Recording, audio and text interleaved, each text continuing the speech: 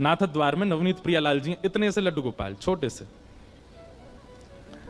तो उनके सामने भोग पधराया गया। लेकिन जल्दीबाजी में कहा कियो, मीठी सामग्री पीछे धर दई और कड़ी बिल्कुल सामने धर दई। जहां नवनीत प्रिया जी विराजते हैं सिंहासन पर, बिल्कुल सामने कड़ी धर दई।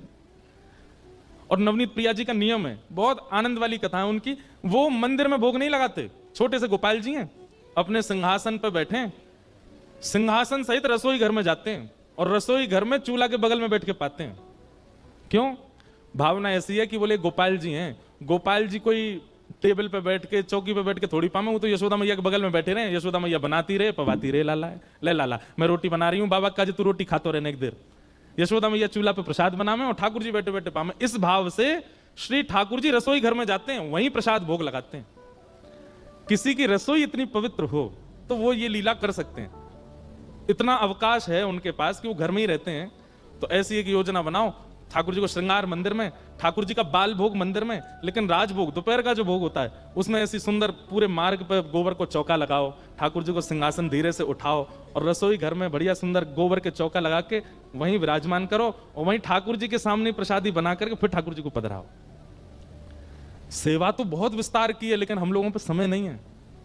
ऐसी सेवा अगर होने लग जाए ना गोसाई जी जैसी, तो इस कलयुग में आज भी ठाकुर जी बोलने लग जाएं, आज भी ठाकुर जी पाने लग जाएं।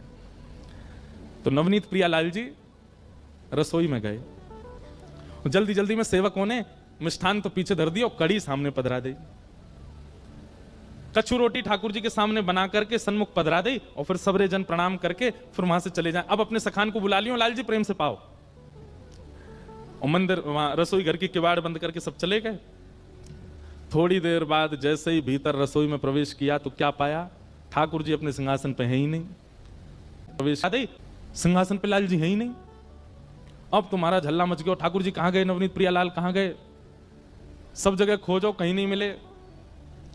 तब कोई वैष्णव ने आके कही, बोले भैया इस साग सब्जी में तो ना गिर गए कहीं, छोटे से लाला हैं। तो सबरी सामग्री पलट पलट के देखी, धीमे धीमे हाथ लगा के कि भाई लाल जी कहां हैं, छोटे से गोपाल जी हैं। सबरी सामग्री उलट पलट करी, कहीं नहीं मिले। लेकिन जो सिंहासन के सन्मुख कड़ी इतनी बड़े पात्र में धरी थी, जैसे ही वाकू पलटो सुबह में नवनीत प्रियालाल जी मिल गए। तो जितने वहां पर रसोईया थे और आचार्य जन थे उनको लगे ओहो लाल जी को कड़ी इतनी भाई खाई नहीं भाई, मैं कूद गए। बताओ कड़ी इतनी बढ़िया लगी कि में नहा रहे हैं। और महाराज रसोईया ने कह दी भैया आप सुनो, आगामी कछु दिना तक कड़ी को ही भोग लगाओ ठाकुर जी को, इतनी कड़ी बढ़िया लग रही ठाकुर जी को। अब तो हर दिन कड़ी बन रही है ठाकुर जी को, कड़ी कड़ी और सामने कड़ी को ही भोग लगा रहे हैं। 5-6 दिन बीत गए तो जो मुख्य मुखिया जी थे, मुख्य पुजारी, रात में जैसे सोए तो श्री छोटे से गोपाल जी रोते रोते उनके स्वप्न में आए। जय जय कहां गए हो, आप काई को रो रहे हो, लाल जी आप काई को रो रहे हो। छोटे से गोपाल जी बोले 5 दिन गए मुंह कड़ी कड़ी पवाए जा रहे हो और कुछ बनाए ना रहे। तो गुसाई जी बोले, मुखिया जी बोले जय जय वादना आप कूद गए कड़ी में, तो हमें लगी कड़ी बहुत बढ़िया लगे, हमारे कड़ी को भोग लगा रहे।